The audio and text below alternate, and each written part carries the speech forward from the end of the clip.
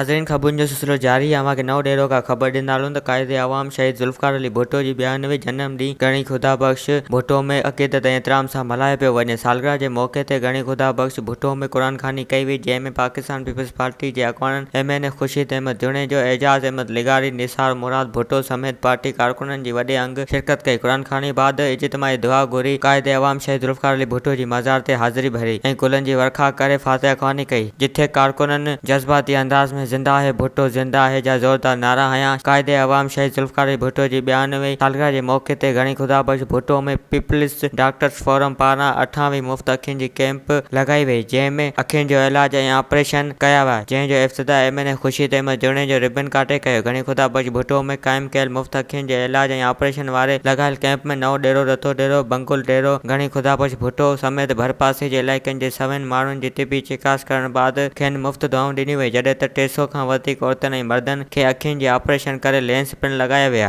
वधीक ख़बरुनि ऐं तफ़सील जे लाइ विज़िट कयो असांजी वेबसाइट awamiNewsHD.com ऐं ॾिसंदा रहो अवामी न्यूज़ HD।